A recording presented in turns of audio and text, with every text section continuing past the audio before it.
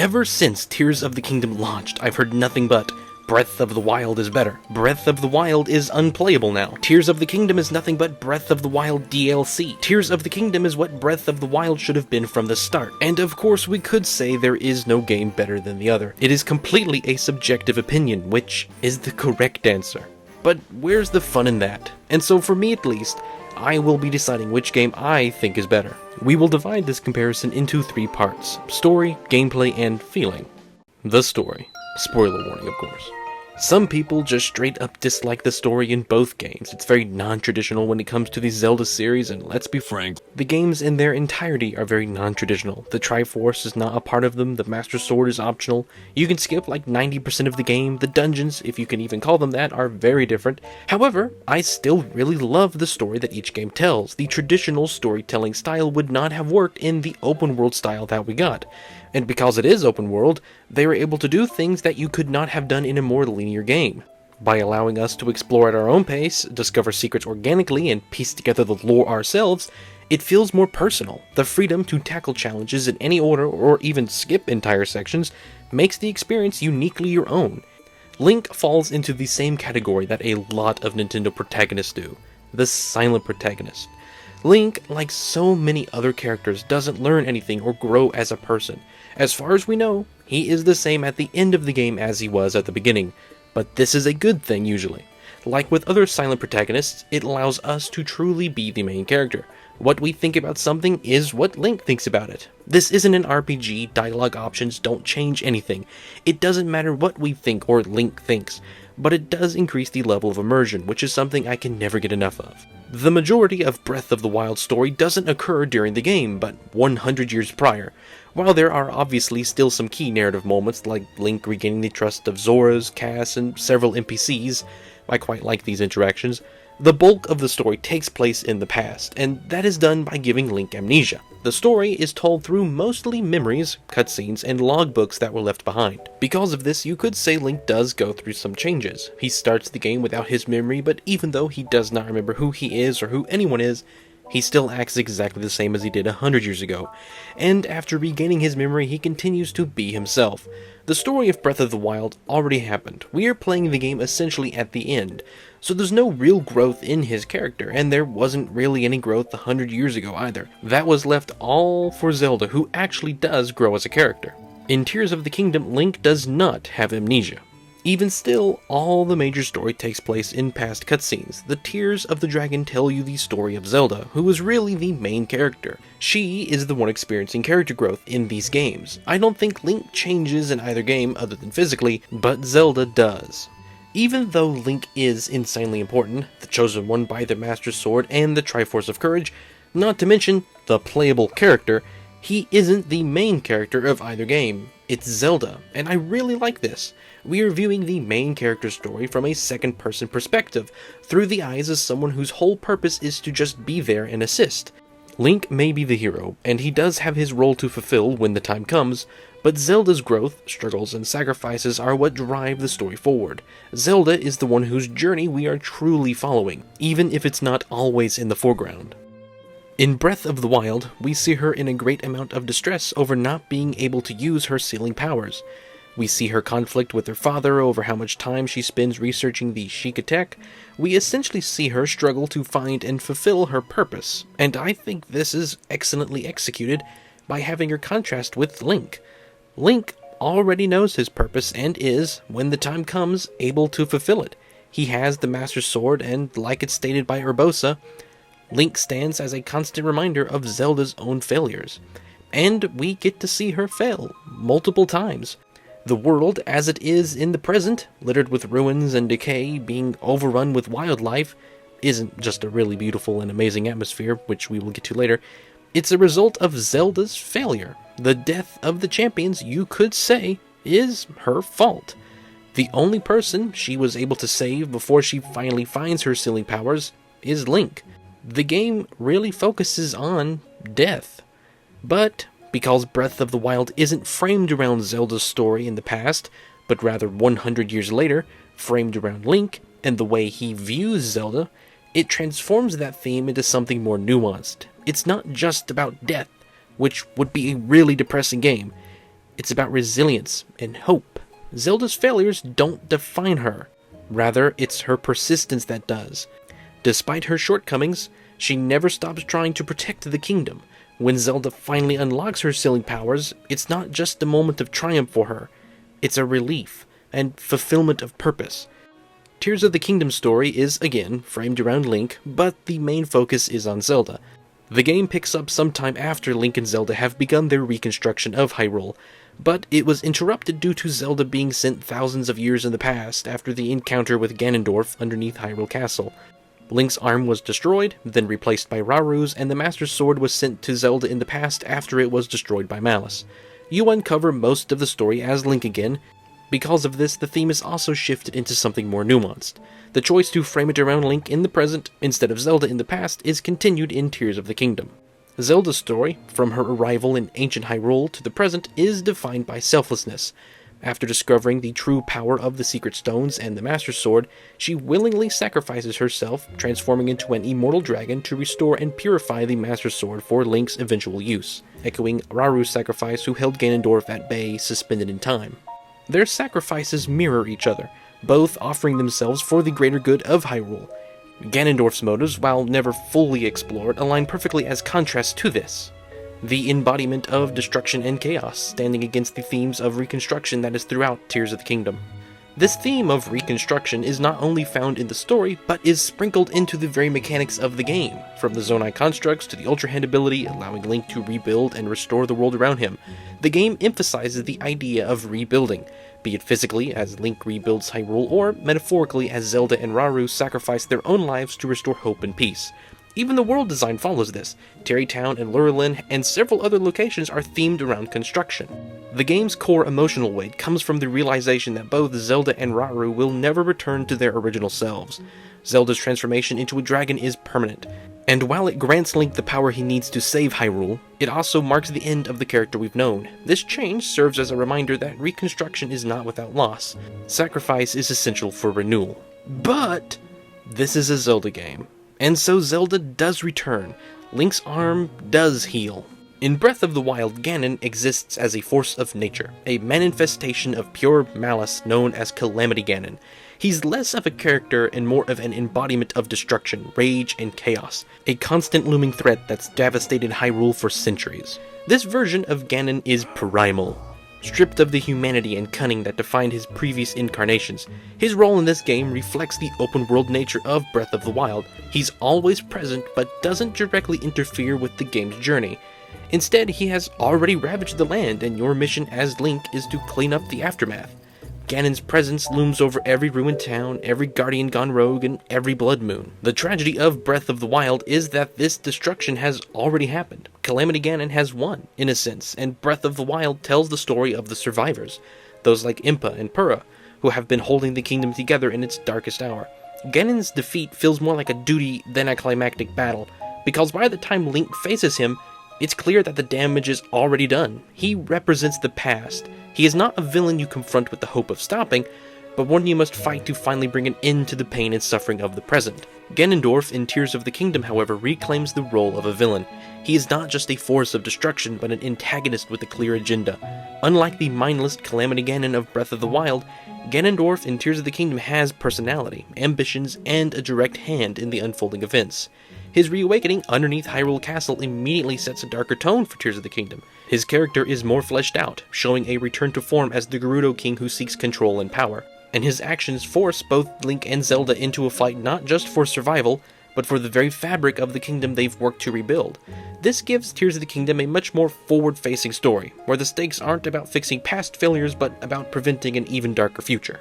Ganondorf's return also introduces new dynamics. He stands in direct contrast to Raru and Zelda.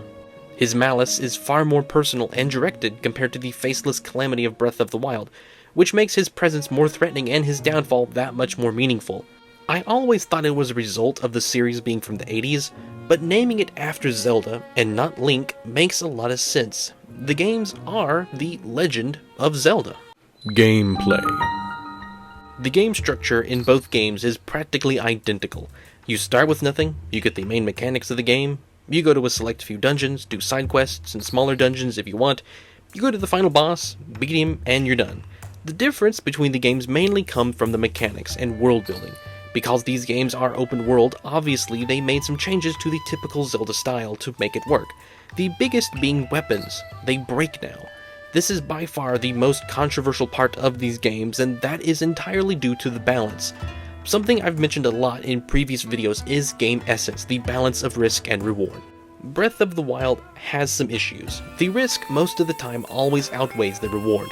You never want to engage with enemies because you will more than likely break your weapon, and more often than not, the enemy's weapons are not as good as yours. This opinion is something that has been stated over and over and over again. I do understand when people say this. I understand where they are coming from. However, I don't believe it's as big a problem as some make it out to be. The reason is that combat isn't solely about weapon usage.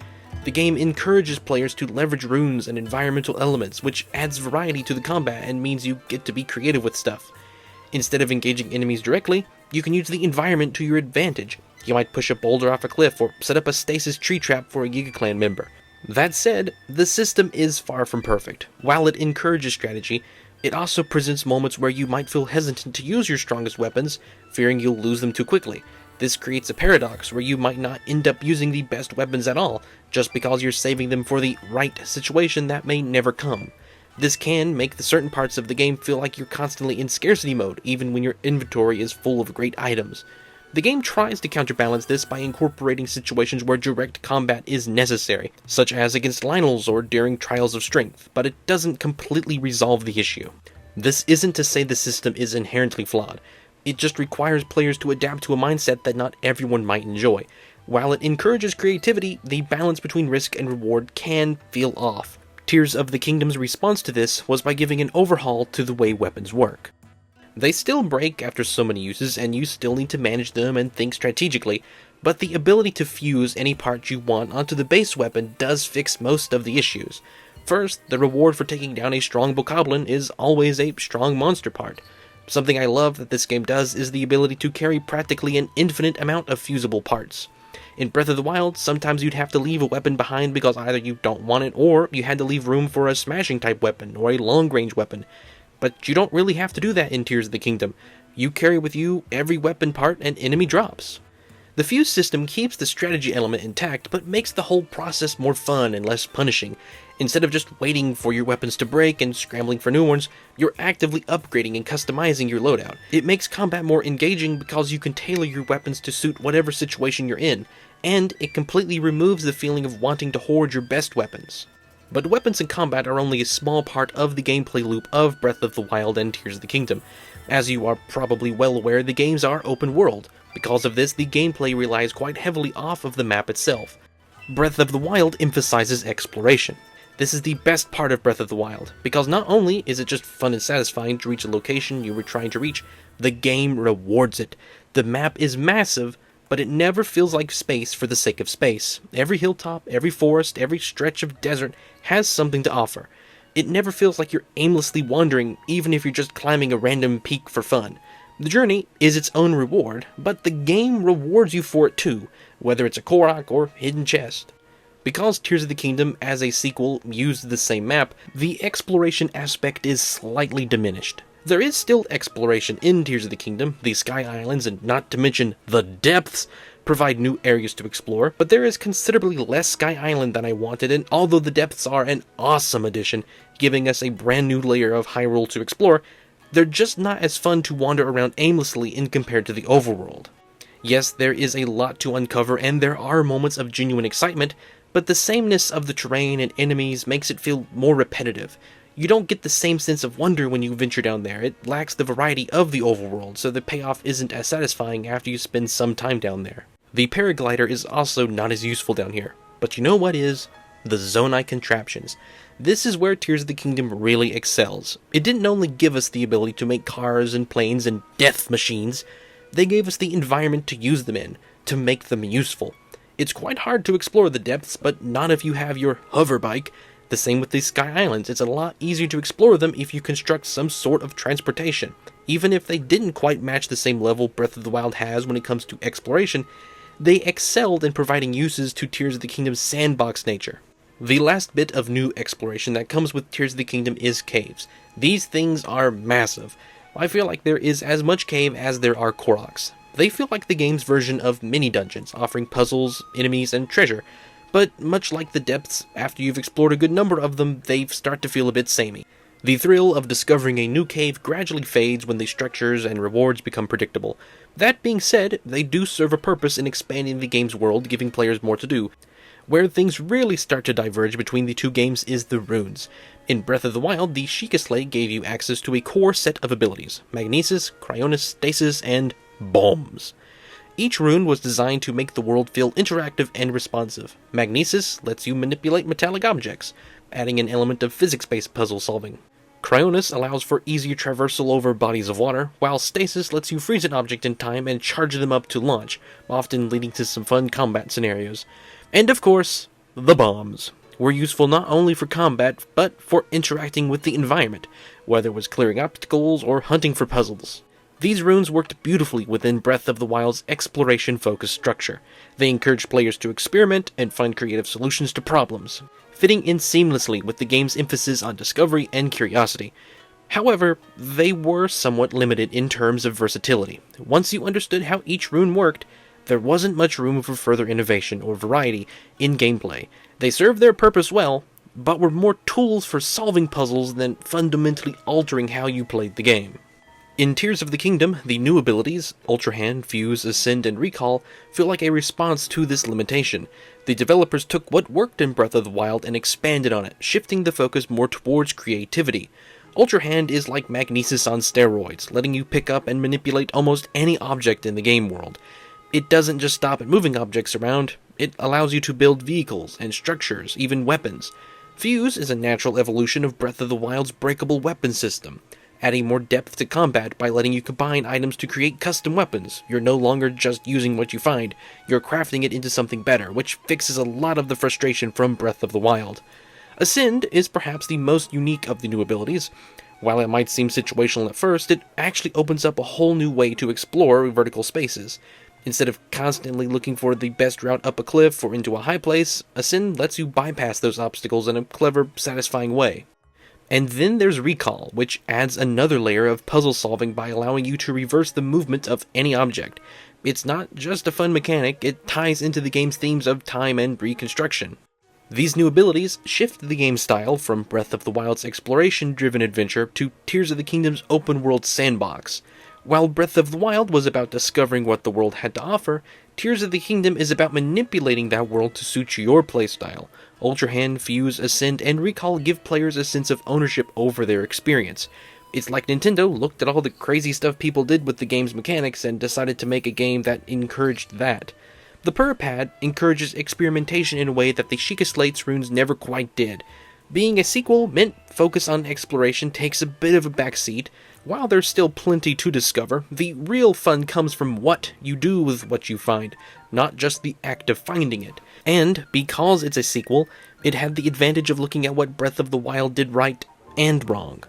In the end, the runes of Breath of the Wild complemented its focus on exploration, while the abilities of Tears of the Kingdom lean into its sandbox nature of the game. Both sets of mechanics fit their respective games well, but they highlight the differences in how each game approaches its world.